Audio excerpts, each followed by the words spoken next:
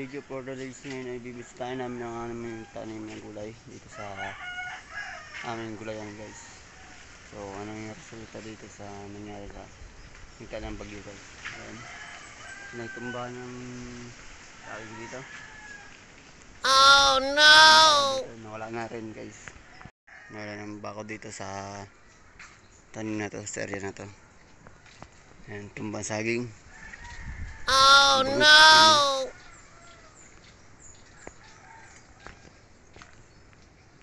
So schedule namin ngayon bumisita dito sa gulayan namin guys.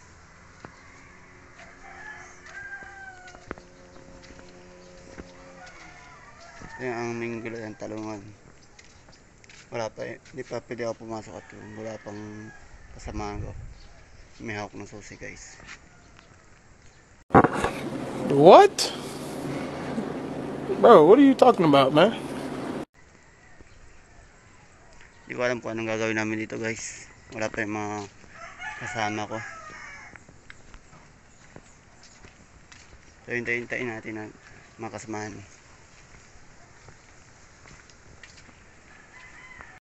Guys, nandito na ang mga kasamahan ko guys. Ayan na. So, nagbukas na kami ng tarangka.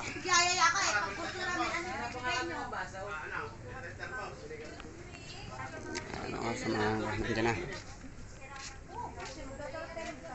Pasok na tayo sa ating gulayan. Pwede nga yan na. Pangina mo, pababalikin mo pa ako. Hindi, bumigay na ito na. Magkano tayo ng termo? Magkano ng pantermo? Bilis-bilisan nyo. Kumilos kayo dyan ha. Opo ma'am. Oh my God! Wow! Bawal ang dagdalan. Unahin nyo muna ang ginagawa nyo. Hi! Hi! Sipag ah. Sana all. Sige ma'am. Sana all.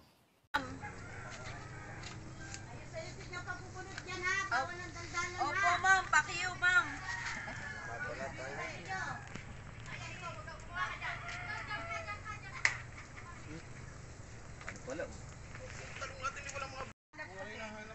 Ako nakakuha. Alam nyo. May bunga maliliit. Kaya nga, that's right, it's correct. Alright! Dati nakakuha na ako dyan eh. Bawal to, kasi wala silang makukuha. Kailangan nating pangalagaan yan para meron sila. Oh my God! Alam mo ba? Wow! Ulam yung ginagamit, dalawang sabon, isang daan sa one way. Meron pa din yung mga ilang beses ko yan yung kinubo, nakatawan ko 3 beses. Binababad ko pa sa pangatlo.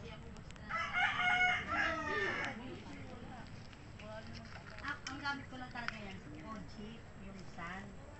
Nilagyan ko lang ng black.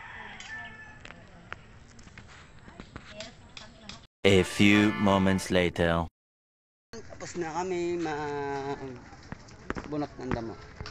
May dala akong gulay. Kangkong. Yan guys. Tapos na ating bubunot. Tayo uwi na. Bye bye.